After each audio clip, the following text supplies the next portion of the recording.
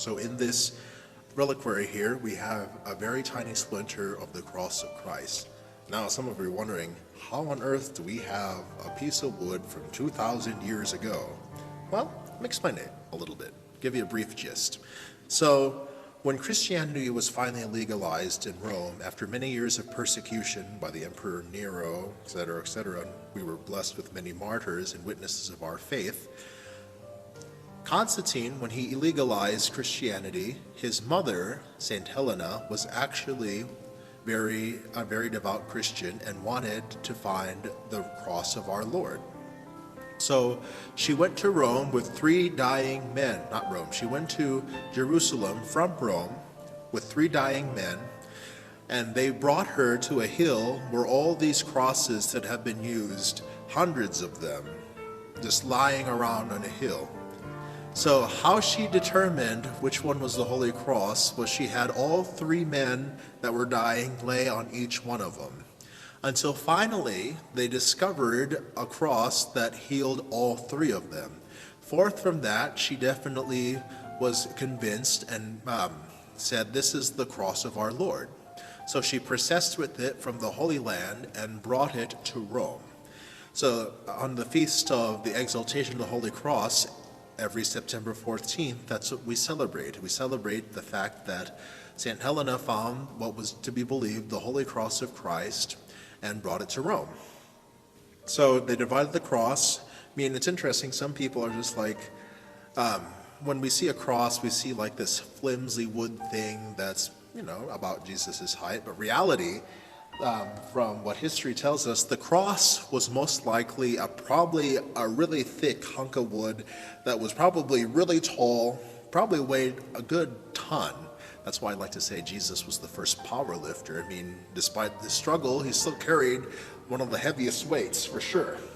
And that's why we were able to have the Holy Cross. I mean, some people say, if we assemble all the relics of the supposed relics of the Holy Cross, that it would be a big ship. But we got to remember, there were times where the church stopped taking tiny splinters and giving them to priests and religious and churches, and then distributed them again. And also remember the fact that these crosses were not just tiny and flimsy, they were huge. So inside here is a very tiny splinter of the Holy Cross. And definitely in my own spiritual life, not just because it's the cross of Christ, but it reminds me Jesus' words, "If you wish to follow me, deny yourself, take up your cross daily, and follow me."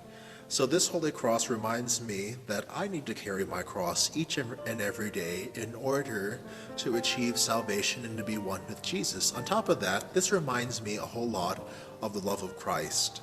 I mean, Christ, who had the freedom to just definitely say, I don't have to do this, I can just save the whole world on a snap of my finger and voila, no. But he decided to demonstrate his love to us by actually suffering and dying on the cross for us. So this tiny splinter reminds me and inspires me of how deep and how powerful the love of Christ is in my life and in our own lives as well.